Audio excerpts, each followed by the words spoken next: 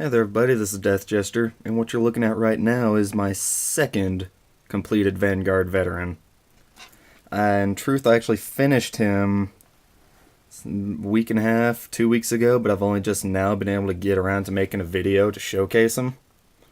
I've been dealing with school and work and all sorts of stuff because school is winding down. I've actually got my finals here, not next week, but the week after, the first full week of May.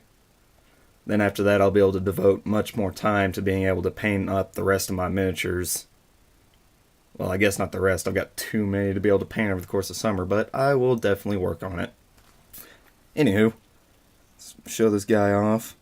Not really a whole lot done differently than what was done for my first one, this guy.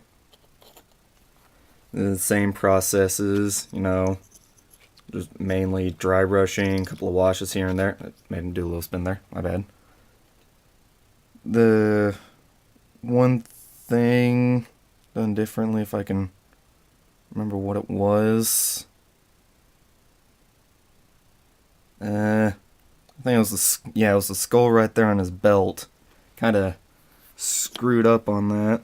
Whenever I was going through my normal process, like on his shoulder, chest, leg, and everywhere, and on the rest of his armor, actually. Whenever I was putting down the base, well, not the base coat, but the first coat, which would be coat to arms bone, and dry brushing that on,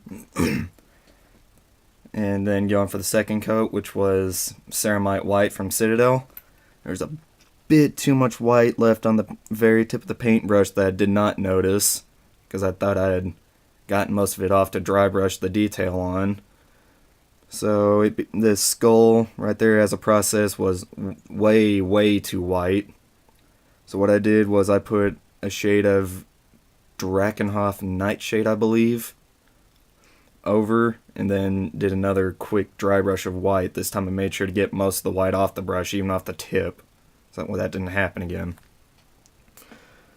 And that, like I said, that was pretty much the only thing done differently. There's probably still a few things I need to do to this guy before he's truly considered finished, like maybe adding a couple of highlights to the bolter casing right there, which I've decided is going to be black for all my miniatures, the casings on all of their weapons. And then obviously the need for basing, which will be done whenever all my Vanguards are done, so that'll be coming later. I guess for those that may have forgotten, I'll go and do a quick overview of what all I did.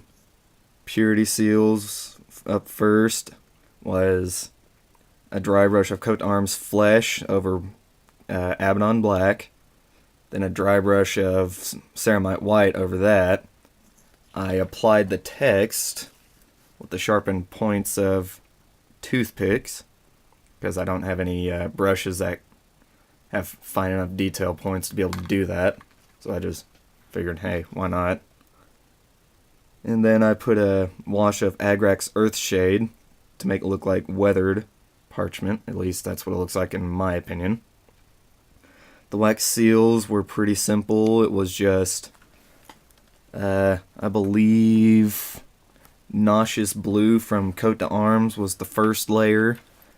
And then I went ahead and did a highlight of Techless Blue around the edges of the wax and in the middle. It looks, from right now, it looks kind of like the entire thing is Techless Blue, but I can assure you it is not. You can actually see a little bit under to the Nauseous Blue on that one. The gold was just Gehenna's gold dry brushed over black. So you can see a lot of the black poking through because I only made sure to dry brush running down the wing so I'd only catch the edges.